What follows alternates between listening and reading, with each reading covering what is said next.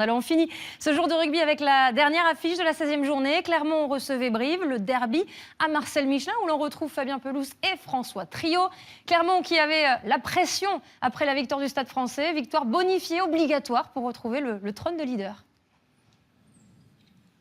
Oui, double pression ce soir, Isabelle, pour Clermont. Clermont qui reçoit Brive, c'est l'ennemi du centre, voilà, le meilleur ennemi clermontois pour le derby.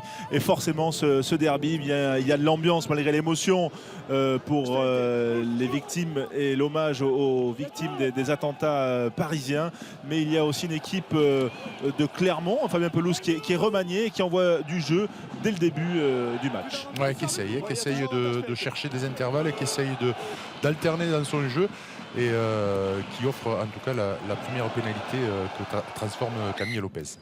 Oui, et cette équipe de Clermont qui reste sur une victoire probante à domicile contre Toulouse bénéficie aussi d'une supériorité numérique assez rapide dès la 20e minute. Le pilier droit Baïs de Brive est exclu un carton jaune qui va profiter, mais juste en fin de période, de cette période de 10 minutes, en fin de minute sur ce rush, cette différence de Davis. Ouais, Jordan Davis qui fait la différence. Et ensuite, l'action s'ensuit. Les brivistes se replacent malgré tout. Et il faut un Camille Lopez inspiré ce soir pour venir faire une redoublée, une sautée derrière. Et ensuite que ses partenaires puissent faire perdurer l'action. On va retrouver après une ellipse. C'est Jean-Marcelin Butin qui va enfin déverrouiller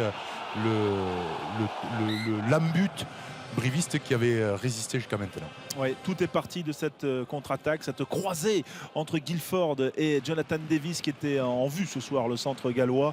Et puis ce bras télescopique là, de Butin, le futur bordelais, qui permet à son équipe de mener 11-0 avant cette pénalité de Germain sur la sirène. 11-3, c'est le score à la mi-temps. Un match plutôt bridé, beaucoup de déchets dans ce derby du centre, un peu de nervosité, du vent. Bref, des difficultés qui sont vite surmontées en début de seconde période. 42e minute, un long mouvement qui démarre dès le coup d'envoi et qui va se conclure tout en puissance par les Clermontois. Ouais, les brivistes sont allés chercher le ballon sur ce coup d'envoi dans leur but, puisqu'ils n'ont pas vu le ballon là depuis 2 minutes.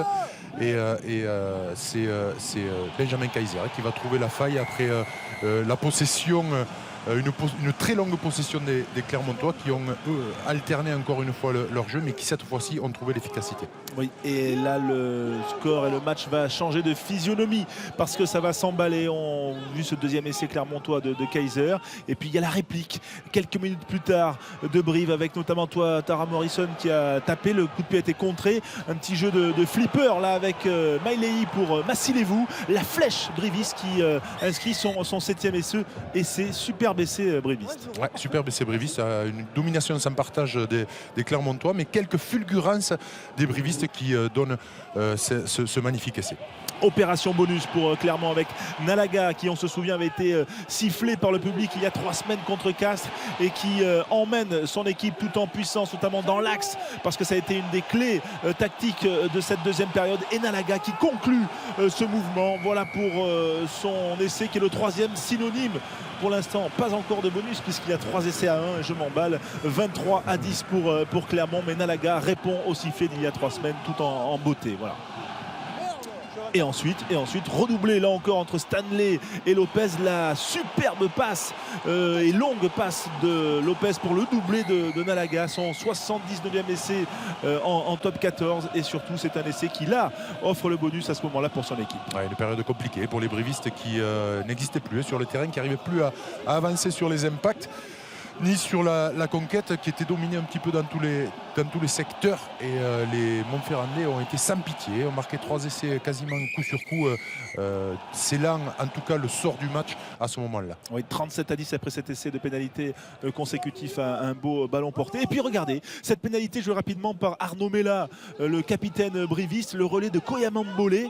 Et puis ensuite c'est le pilier géorgien à Sièchevili qui fait un sprint incroyable pour un pilier qui résiste au plaquage de Butin. Et ça va se terminer magnifiquement, Fabien. Ouais, ça se termine sur l'aile après des passes au contact, des passes au cordeau, derrière la défense au contact. Et c'est finalement Swanepoel qui vient pointer dans la but pour un des plus beaux essais de la soirée, malgré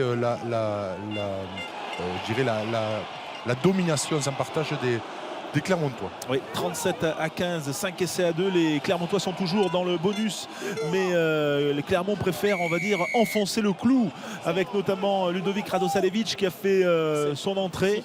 Il prend ce ballon, il le joue rapidement. Il a remplacé Morgan Parra qui était titulaire ce soir. Et puis il inscrit ce 6e essai Clermontois qui permet à l'ASM de mener 44 à 15 à 13 minutes de la fin de ce match. Mais les brivistes eh bien, ne baissent pas les bras, bien au contraire, ils mettent même la main sur le ballon en cette fin de match, Fabien. Ouais, la main sur le ballon, ils ont joué un petit peu avec l'énergie du désespoir et aussi l'intelligence de certains de leurs joueurs, mais là qui revient jouer sur Massilébou, et c'est Oman qui vient conclure ce surnombre en bout de ligne. On s'est régalé sur cette seconde mi-temps, il y a eu du spectacle, des essais, ça a été un beau match de rugby. Ouais, 6 essais à 3, Clermont a tremblé pour son bonus offensif, mais Clermont reste leader, Clermont déjà tourné vers la Coupe d'Europe, vous le voyez, ce sont les images d'après-match où Aurélien Rougerie qui était remplaçant ce soir, eh bien, pense déjà à son déplacement à Sale, la réception de Saracens et ensuite le déplacement à La Rochelle. On va écouter justement eh bien, Benjamin Kaiser, un des internationaux, à hauteur d'un essai ce soir ici à Clermont.